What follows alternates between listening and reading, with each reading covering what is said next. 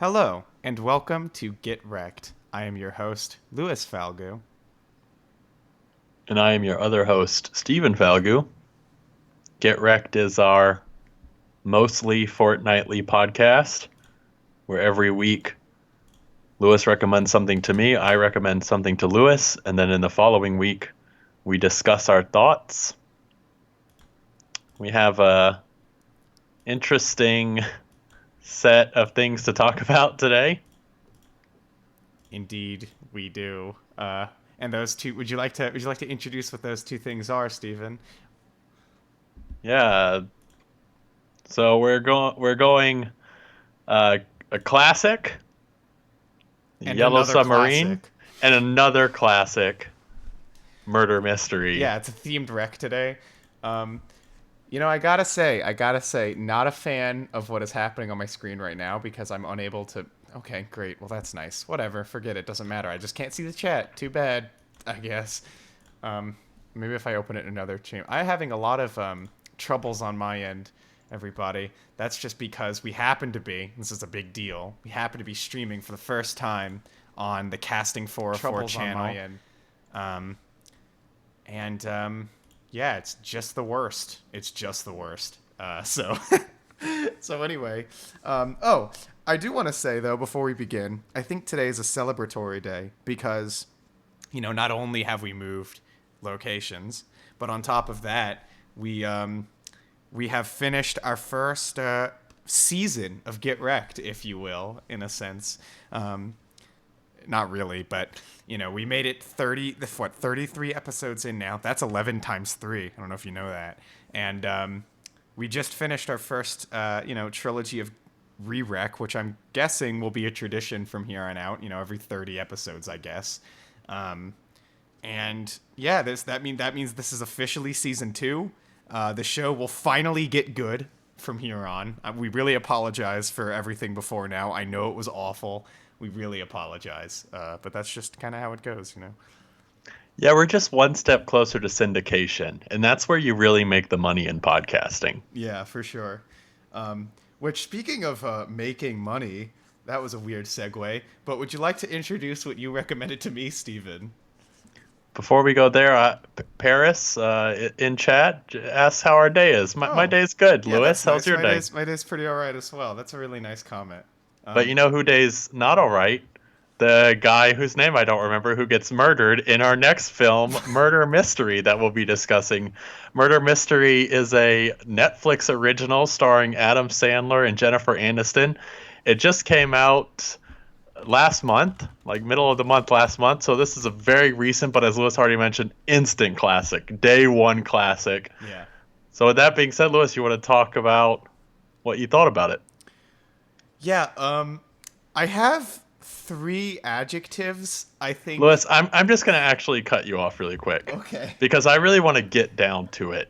I want to talk about the most important character in this film, the pinnacle character that really just completely grounded the film. I had a complete arc. I was just so encapsulated by this character. Lewis, do you know who that character is? I want to say it's Nick. No, Lewis, that character is Claritin. Let me talk to you a Oh, little bit about Claritin. First of all, not Allegra. Allegra, it doesn't work. Allegra doesn't work. Allegra doesn't work. Claritin works. Claritin, though. And then Claritin even was a pinnacle item that helped them progress the plot and solve the mystery. Just the total character arc of Claritin in this film, superb, supreme.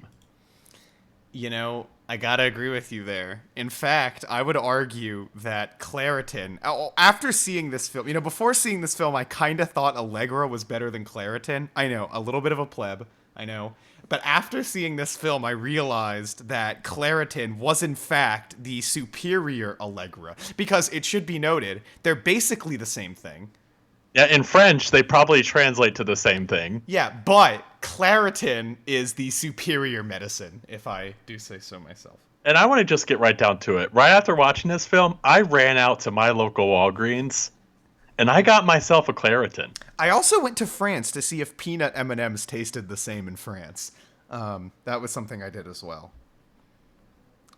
Yeah. These are all hot issues that this film hopes to resolve, and I'm just glad that we finally got down to it. Finally alleviated. Well, but no Allegra.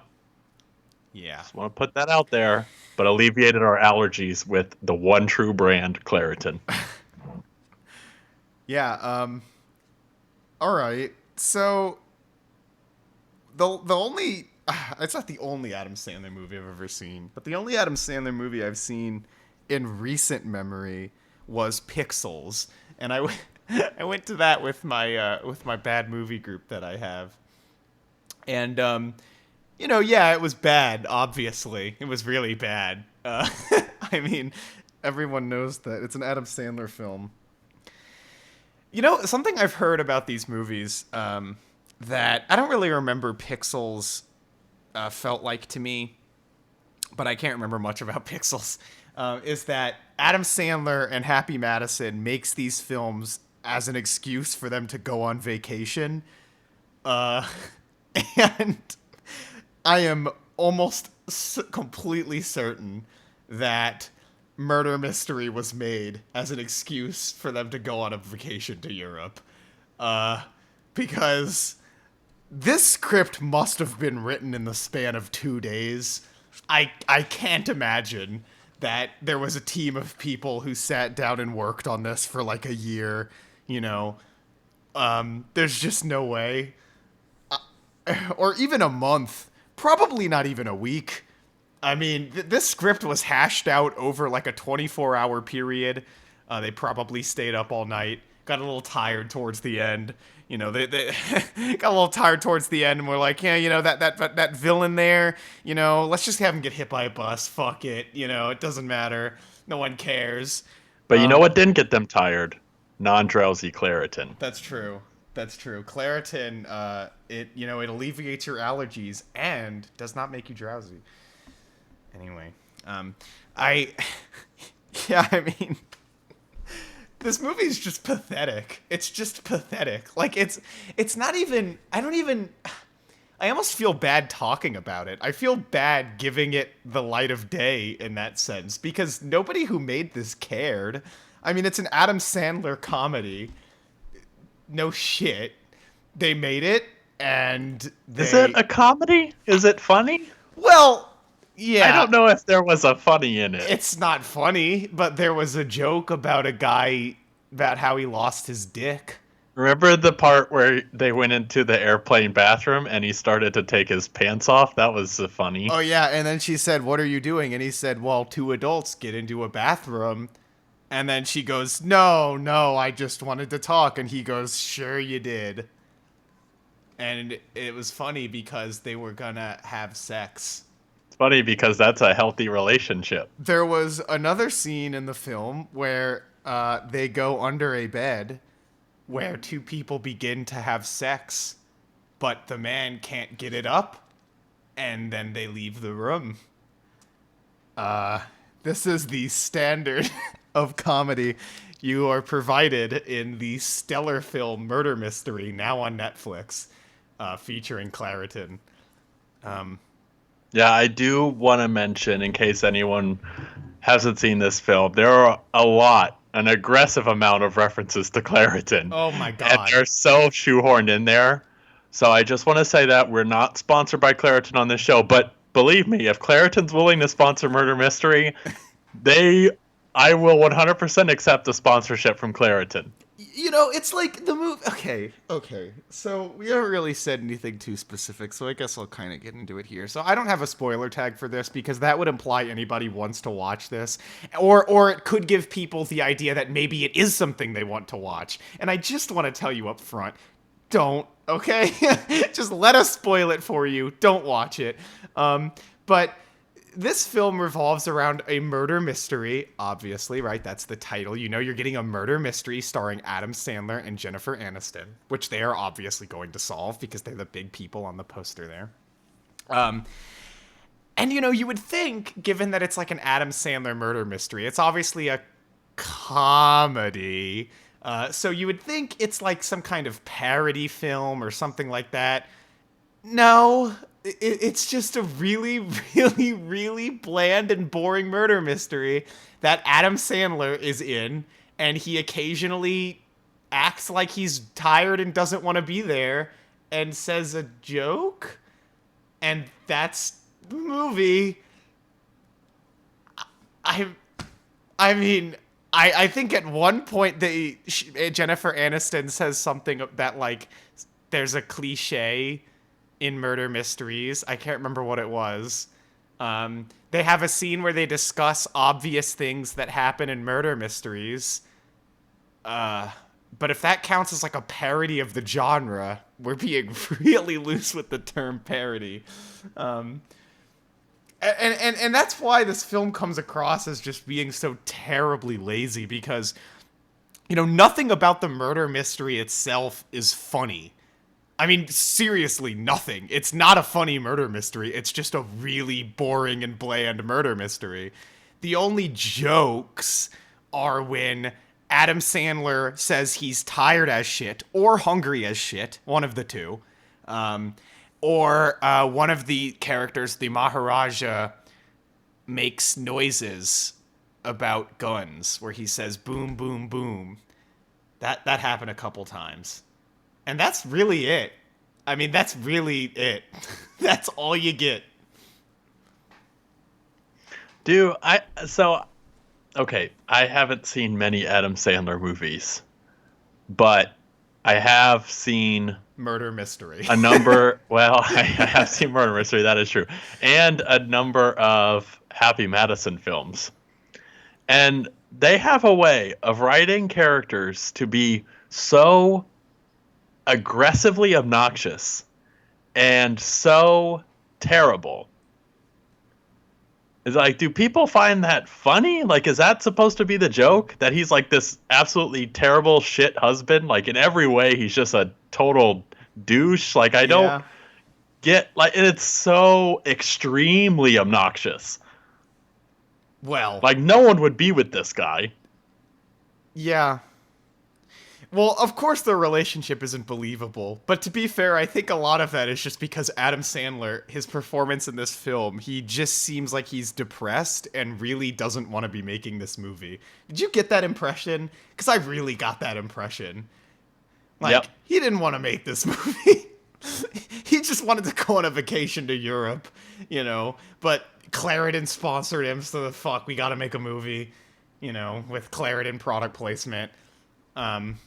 And other things as well. There was other product placement as well, but that was by far the most aggressive. And yeah, I mean, just the thought that, like, you base a film around Claritin product placement. I guess you really shouldn't expect much out of that, should you? But like, and I want to stress that, like, a critical portion of the plot is Claritin. Yeah, actually, yes, that is correct. Spoilers. Once again, please don't watch this movie. To solve one of the things that helps them solve the mystery, or I guess it's a red herring. It's more red herring. I guess it's more of a red herring, but it leads them in the right direction. Eventually, is she finds, well, earlier in the film she mentions something about Claritin around the world. You know, I'm sure they'll have Claritin in France. It'll just whatever.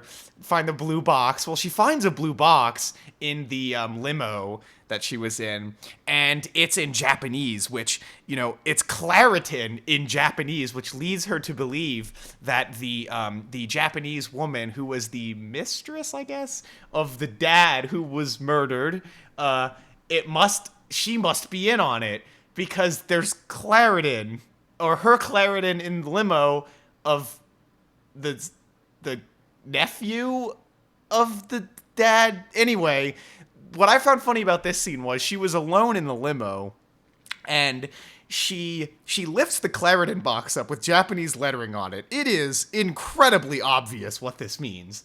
And yet, sitting alone in this limo, she still says out loud, Claritin in Japanese. And it's like, yep, that is Claritin in Japanese.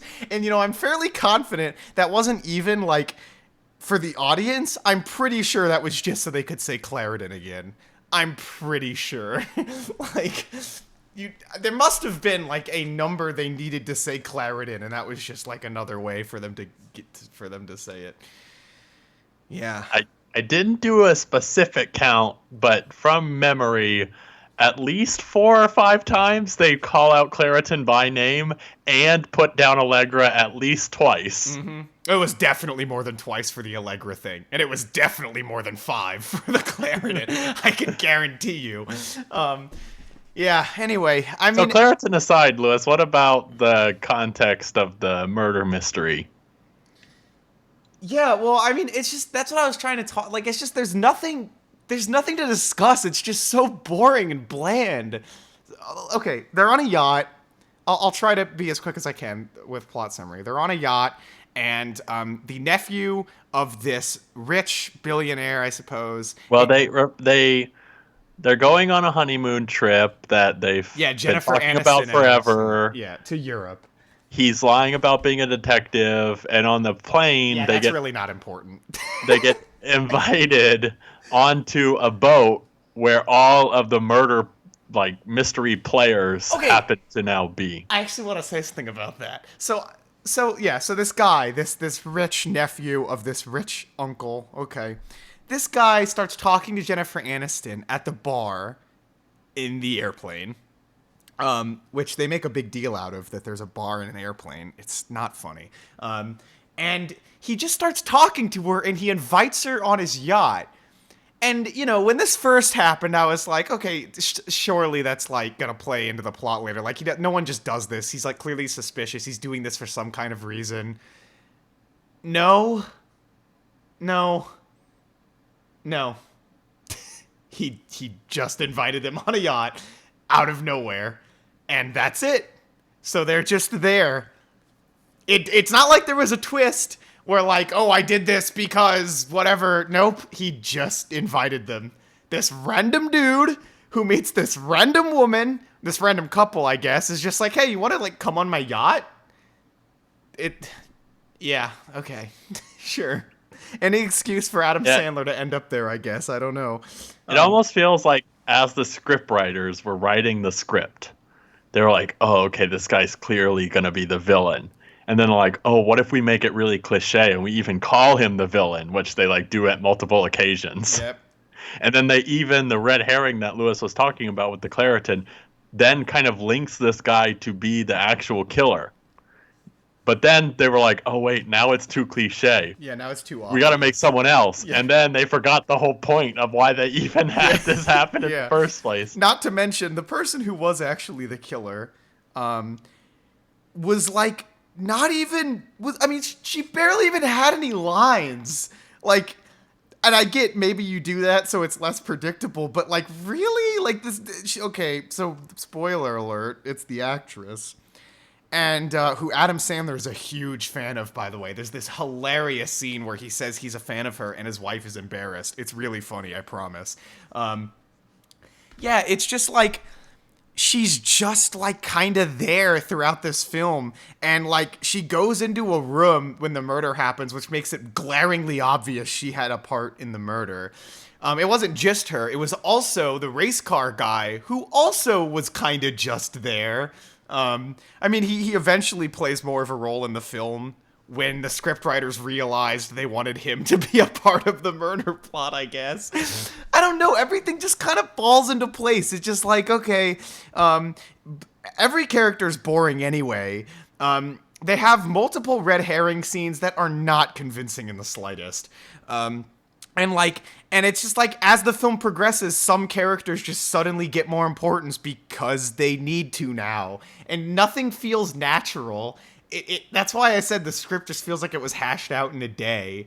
And yeah, I think most of all, though, is just the fact that this murder mystery just is not interesting because none of these characters are interesting. They're either obvious or they're unfunny jokes, such as the guy who can't speak English, but, spoiler alert, he actually can. Or, the Maharaja who's, like, kind of a douche, I guess, or, like, a stoner, or I don't know. It's all just, like... bleh. Like, who cares? Fucking, let's go on a vacation to Europe. Let's get some money from Claritin.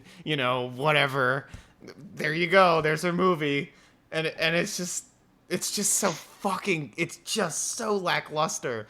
In fact, as the movie's coming to an end, they cared so little that during the dramatic climactic car chase scene, they decided to play an AC/DC song as the soundtrack. I mean, that's really how little they expected you to even care. Because if they didn't care, why should I guess? I don't know. And then finally, this movie is, I guess, air quotes, a parody of Murder on the Orient Express. Oh yeah, And then at the very end of the movie, they're on a train that says Orient Express, and the audience goes, "Oh." Yeah, well, it's like, oh, so well, the joke is that, yeah, the mayor, it was almost clever, almost, but it was just too obvious. The guy who framed him from the beginning gives him a tickets to like a train so they can have a better vacation, but it turns out the train was the Orient Express. So as the credits roll, you're like, oh, they're gonna be on another murder mystery, and it's like, okay, I hope not. yeah, I hope I don't get to see that one. Murder Mystery 2. Anyway, You think they'll get a different sponsorship deal that time, though? Or do you think it'd still be Claritin? Maybe it'll be Allegra the next time, and we'll have some kind of rivalry. Wow. Yeah. That'll be cool. Yeah. An in trilogy rivalry, because I'm just going to assume there's going to be 3 of these. Yeah, there has to be. So speaking of there being 3 of these, so this film, this Netflix original film, is now the biggest opening weekend that Netflix has ever had for any of its originals. Wait, what? Yep. They reported 30.9 million households in the first 72 hours of this thing being posted. Oh my god. I can't believe people actually watched this. Yeah, and it was some fuzzy math, because obviously turning something on Netflix versus going to the box office is a big difference. Yeah. And if this was if this was actually in the theaters, I doubt this would be the case. But it was something like they would have projected a close to 180 million opening weekend, something like that. That is insanity. I mean, for this boring piece of shit, like. Yeah. But I wonder how many of those people what's- stopped watching this midway through. I would And- bet at and- least half. Well, so from what I heard from the way Netflix reports these things, it's as long as you've watched 3/4 your fuck. reported view. So they Well- would have had to at least get 3/4 of the way through. That's sad. I mean, that's I think really that's- sad. Well, what's interesting to me about that is, so Adam Sandler, and Lewis, I don't know if you're aware of this, but he has this exclusive distribution deal with Netflix right now. I think it's something like they've contracted 3 films. I don't know if you saw a little while ago, he had this Western film with like all the Kevin James and all the regular players that are just like, oh my God. Yeah. And then this, I think, was the second in that set. And that one I don't feel like really got any buzz at all. But for whatever reason, this thing really blew up. Well, I at least hope they were able to get a good vacation out of that Western one, too. I really hope so. Yeah. Yeah, maybe they went to Tombstone. Maybe they were in your backyard, Lewis, and you didn't even know. Damn. Yeah, anyway, I just... This is just bad. I mean, it's just really bad. It's just really boring and really not funny, and that's all I have to say, so I don't know if we're good to wrap it up or not. Yeah, let's do it. Yeah, okay, yeah. As I was saying, this is really bad, this is really boring, this is really bland, this is really lazy, this is very pathetic. I mean, this is just bottom of the barrel. I mean, I guess I wasn't expecting anything more from an Adam Sandler film. But it's just like, it's one of those things you watch and you just wonder if anybody laughed while watching this film. I can't believe that anybody did. Even if they did, I struggle to believe it. It's not funny. Yeah, I mean, that's pretty much all you need. It's not funny. It's just terrible. So do I recommend it? No. And if I had to give it a score, oh God, I don't know. I'll say 2 out of 10. I almost want to say 1 out of 10, but I don't know, man. Claritin just saved it a little bit. 2 out of 10. That's what yeah, okay. Yeah, I can't think of a moment where I even chuckled. Like, even a light, like, huh, like that was a clever joke. Like, there's not a single, I don't even know if you could call them joke in here that I think even has any sort of comedic value. Nope, nothing. Really, and Lewis mentioned it, the jokes either relate to him being hungry, him being tired, or something about her being a hairdresser. That happened a couple times. Um, the sex scene, that was a joke, I guess, if you want to call it that. Oh, and then one time she wanted to record the guy who's supposed to be Russian, who's supposed to be a mute, but he held a hidden secret and he told it to them. But she forgot to record it on her phone. But she couldn't figure out how to do the voice memo. And that's funny. And then he was like, you gotta ask a Siri. Just tell Siri to do it. And everyone applauded and laughed uproariously. Yeah. All the characters in this are super flat. There's not a single character that's at all dynamic. I think the most dynamic character truly is Claritin. I want to be very clear about this. Claritin, 10 out of 10. Yeah, for Easily sure. gets a 10 out of Definitely. 10. But Murder Mystery, I gotta agree with you, Lewis. It's like in the 2 ballpark. And I do not recommend it. All I do recommend Claritin. Yeah. I do Not recommend Allegra. Claritin. Not Allegra. Not Allegra. It doesn't work. The movie told me so. But the movie, 2 out of 10, do not recommend. I will say at least it wasn't super racist. And it very well could have been. It could have been. I was really expecting it to be, I gotta say, but no. And it's short, so it has that going for it too. Yeah. Okay, so are we gonna move on from that pile of shit? I hope so. Yeah, so to this pile of shit, am I right? Yeah, Here we go. True.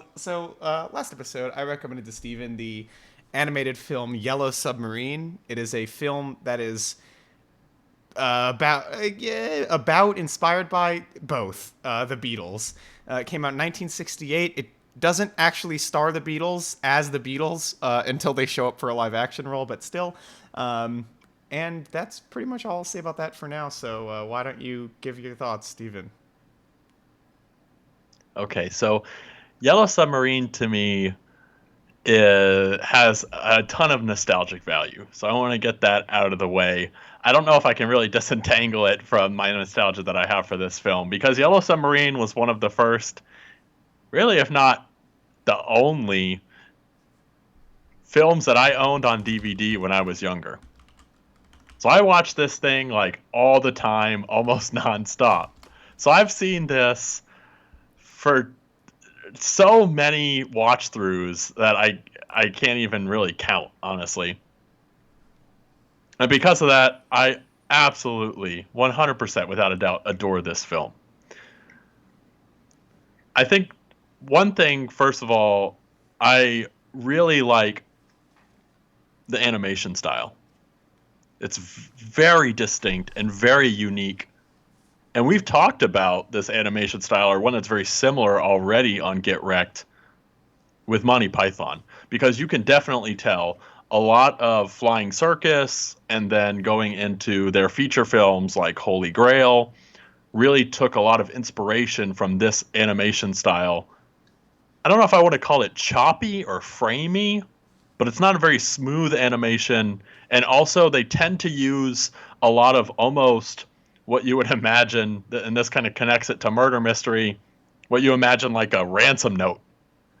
Just a whole bunch of clips of random newspaper items and live action elements that are then just kind of moved back and forth almost from South Park, the Canadians, that sort of a style.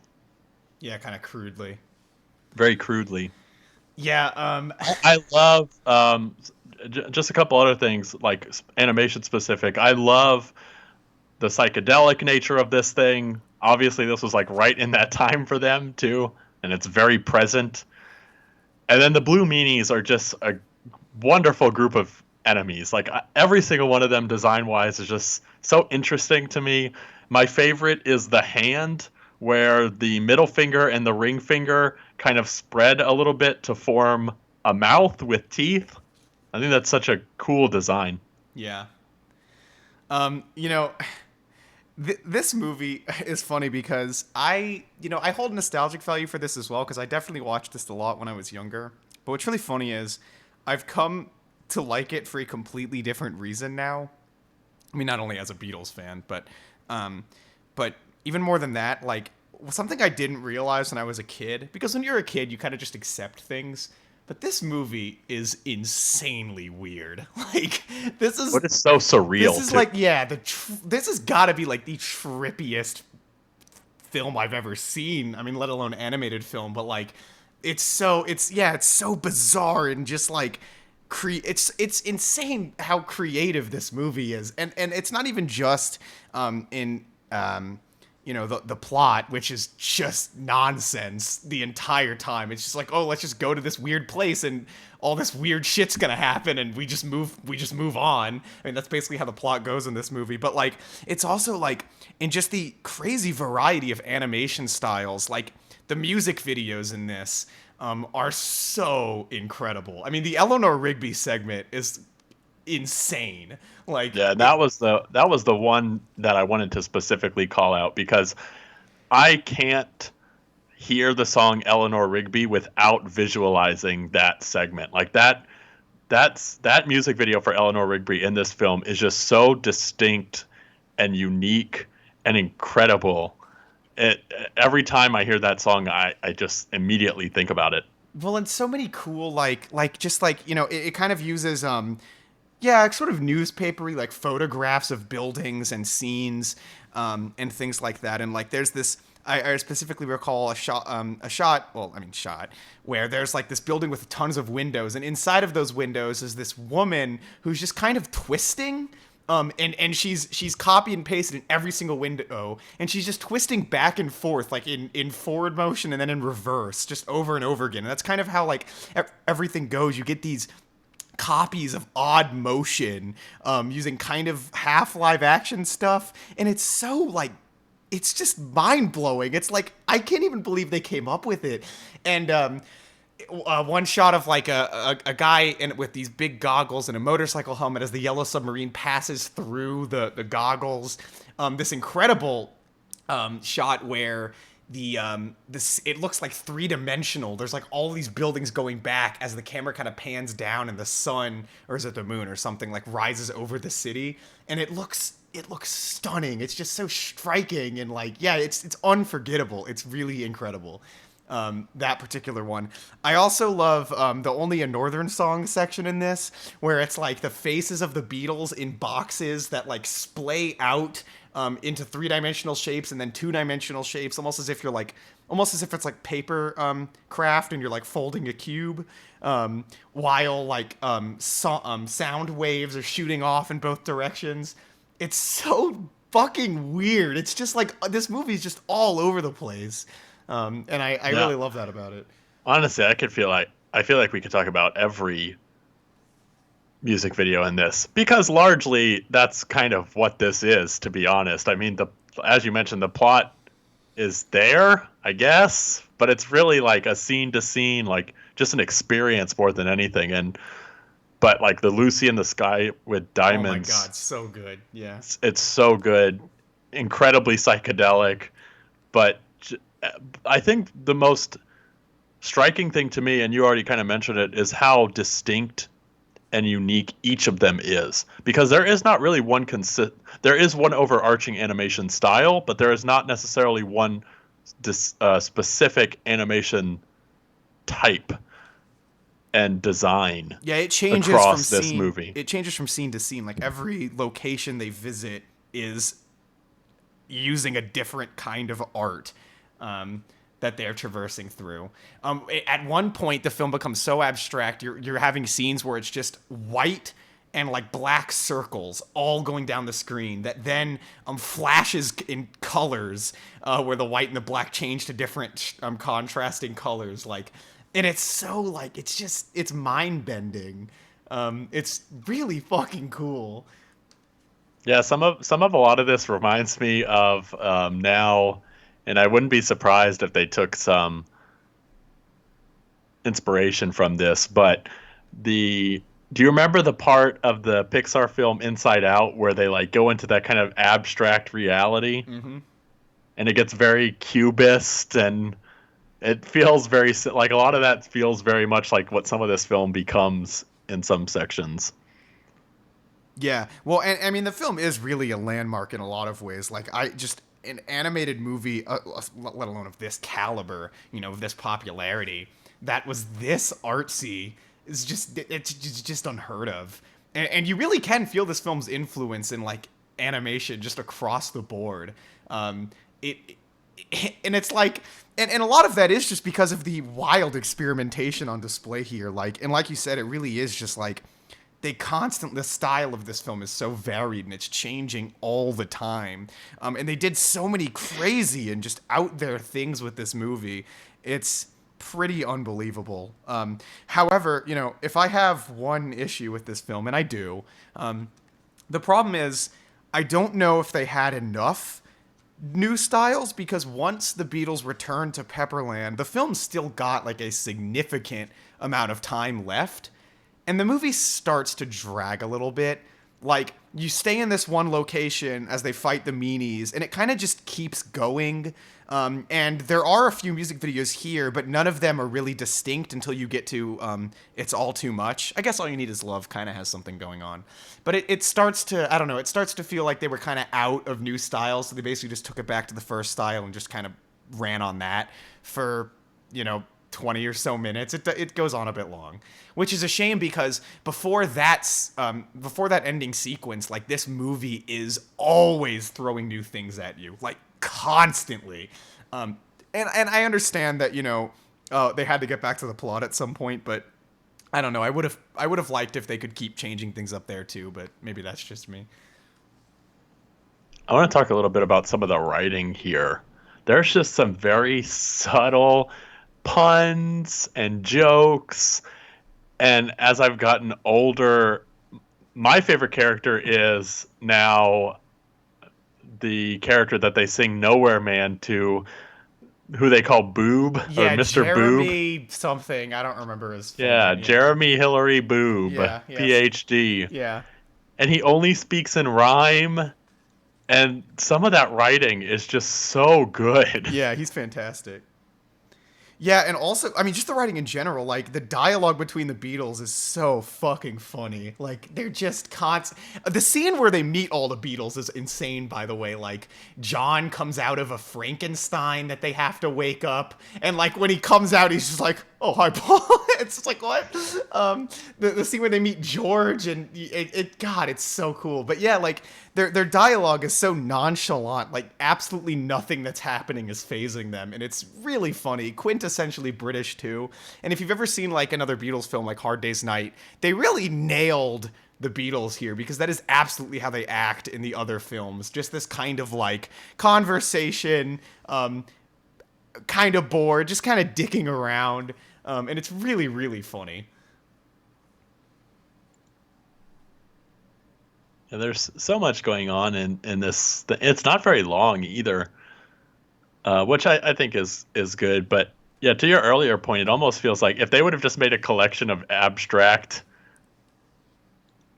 sections, right, that really didn't have any connecting plot, I want to see what that movie would have looked like, because I don't think it would have been too dissimilar. No, honestly not. But yeah, I mean, I do like the way that this thing wraps up. As I mentioned, the Blue Meanies are just so interesting of designs between all of them. There's the ones that drop apples, which are as an obvious reference to their company at this point. Yeah. There's that thing with it's on the poster here that we're looking at if you're watching this live.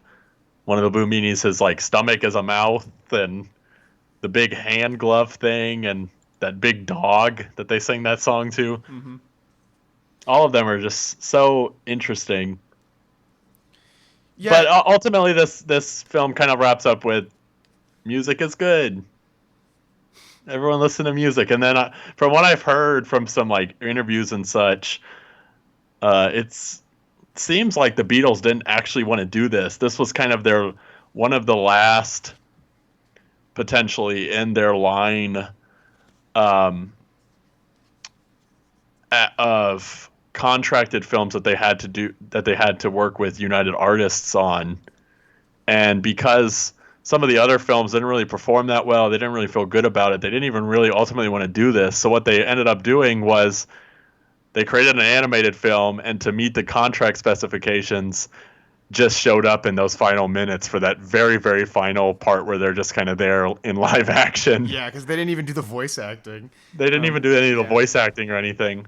But then it ended up being a huge hit. And as you mentioned, I think this film, what's interesting is, and I don't know how much of this is true or not, this is kind of my own speculation, but it really feels like this kind of brought animation into more of a mainstream that wasn't just necessarily for children.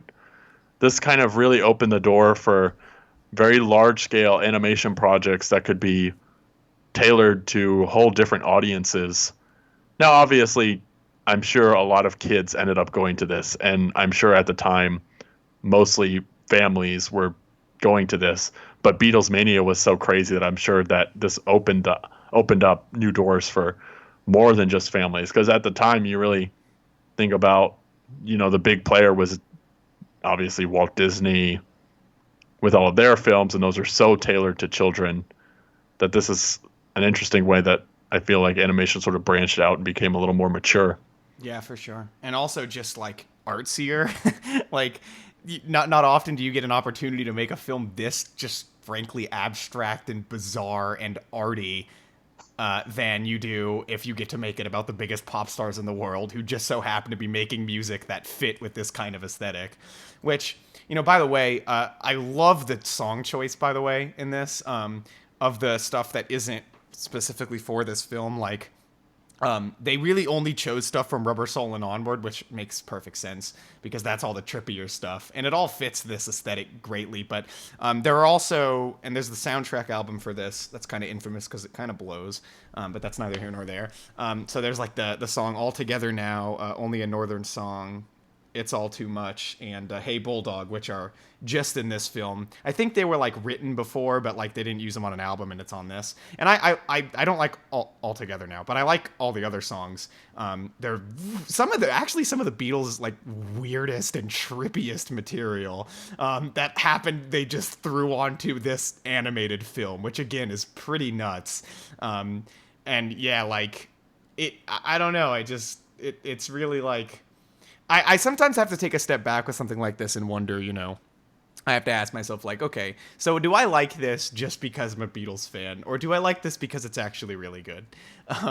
And, I guess I can't speak too much to my subconscious, but I genuinely think that this film is, like, really, really, really impressive. I mean, you can't really take the Beatles out of it, but even if you did, and as Steven said, just made this film with just these abstract images, it would still be just a landmark achievement. Like, and frankly, it's hardly even a Beatles film anyway, considering the Beatles are barely in it. It's just got their music in it.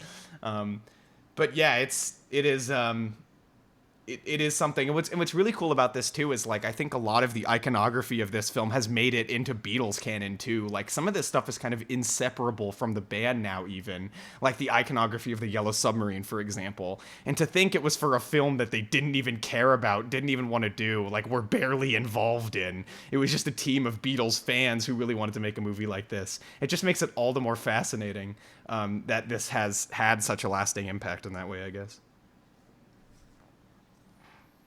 So I think we can kind of wrap it up, Lou. Yeah, for sure. So as I mentioned, it's hard to disentangle my nostalgia for this thing just because I've seen it so much and it holds such a special place in my heart. So with that aside, all the characters here are just so much fun. As I mentioned, a lot of the writing is very subtle. And there's not necessarily a ton of dialogue, but the interactions that the bandmates have together is very natural and very funny.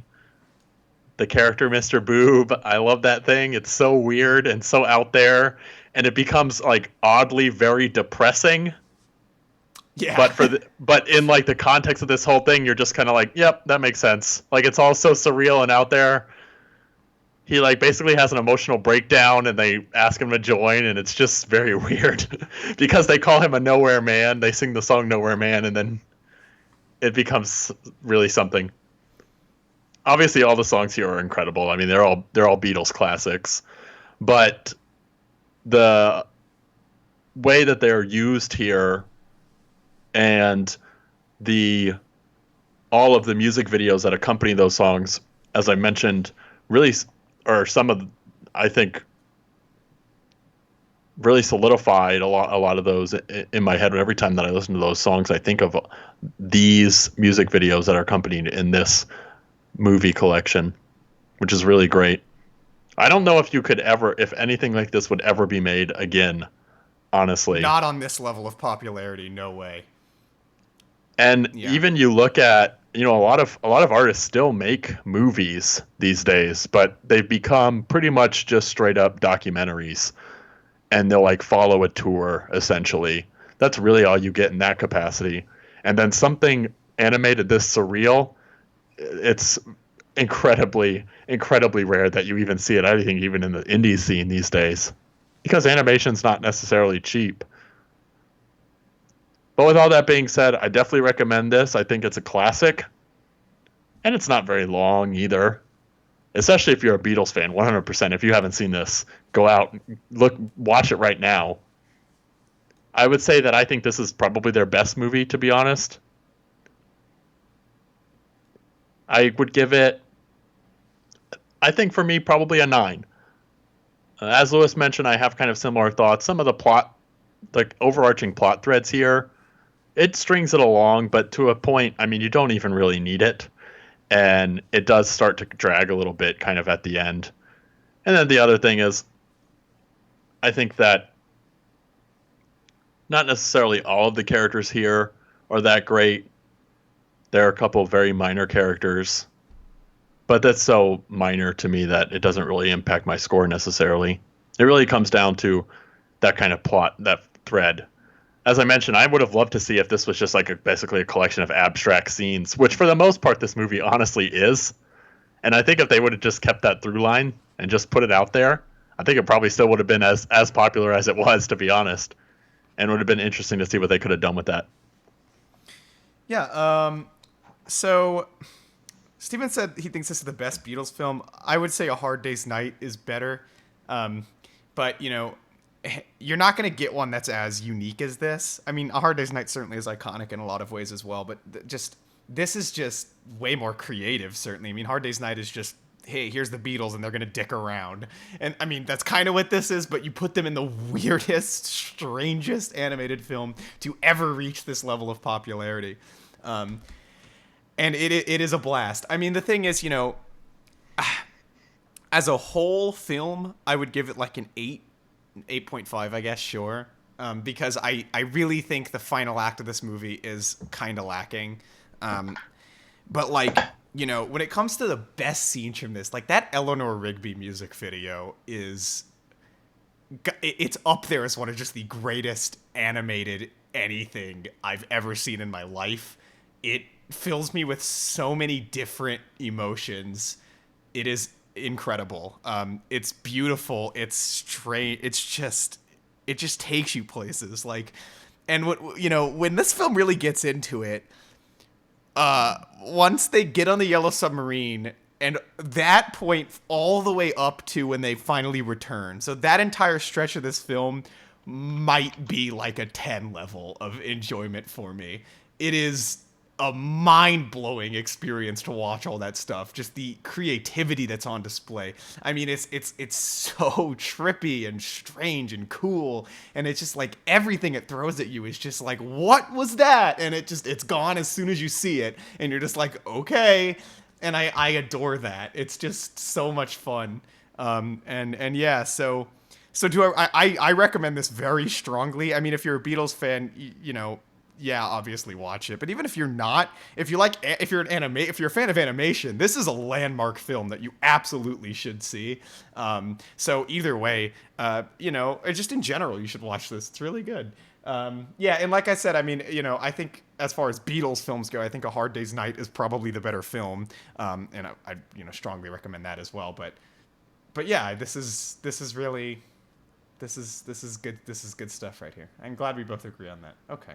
So do you want to move on to the recommendations now? Yep, let's do it. All right, great. Steven, you go first. So, Lewis, I am going to recommend to you this time a video game. That video game is called Limbo. It is a puzzle platformer. It was released by a studio called Playdead. I believe they're located in Sweden, somewhere in Europe. The game came out originally 2010, but it's made its way onto pretty much every platform since then. You can find it if you're playing at home. It will be free in the Epic Games store on PC starting on July 18th. So if you have an Epic Games store account, you can get it for free. You have to pay nothing to sign up for an account. So as long as you get it for free during the window, I think it's July 18th through the next week or the next 2 weeks, something like that. So that's my recommendation to you, Lewis. All right. And my recommendation to you, Steven, is an album by the eclectic Andrew WK. The album is I Get Wet. This album was released in 2001, I want to say. Yeah, that's pretty much it on that front. Okay, so I think that makes it for our episode, everybody. Thank you. Okay, I have a couple things to mention. Yeah, go for it. I see Hurley in the chat there. I saw there was a little bit of discussion about trying to track down Yellow Submarine. I also had one hell of a time trying to track down that film, and ultimately, through legal means, I could not. So I ended up for this conversation, I guess this is kind of a caveat to my thoughts here. For this conversation, I mainly watched a lot of the music videos on YouTube, and then, as I mentioned, I've seen this movie so many times in the past that I generally have a recollection. If you're trying to find it, honestly, your best bet, not gonna lie, might be at this point a local library. I know Prime had it for a while, and I think it's gone. It's become a very hard movie, I think, to track down, especially on streaming. So just wanted to mention that. The other thing is, I saw there was some guessing happening as to what I was going to recommend to you, Lewis. And they thought I was going to say FIFA, and not this week. But look out for that soon. I'm gonna have Lewis play every FIFA game since its inception. I just want to say I don't know how easy it is to find. I have a Blu-ray copy of Yellow Submarine. I'm not sure if that's readily available online, but if that's the way, I'm just gonna say that Blu-ray is really fucking nice. So anyway, but I don't know where you can find it or how you can find it. I have no clue. I wish it were easy. That'd be nice. Although Apple is always difficult with copyright stuff in general, and they seem to be pretty restrictive on all that material. Sadly, so kind of sucks. One thing that I think we should mention, just so everyone remembers, we are still on Castbox. This episode will be up pretty shortly after it goes up on this channel here. That'll be in the description. It's not currently because I forgot about it, so that's a good sign, I guess. But yeah, all of our episodes are available for streaming on Castbox. If you have the Castbox app, you can listen to the episodes on a drive or wherever you want to go. So pretty exciting stuff there. And yeah, I think that's pretty much it. Am I correct, Steven? Yep. Well, with that, those were our thoughts. Those were our recommendations. Get wrecked.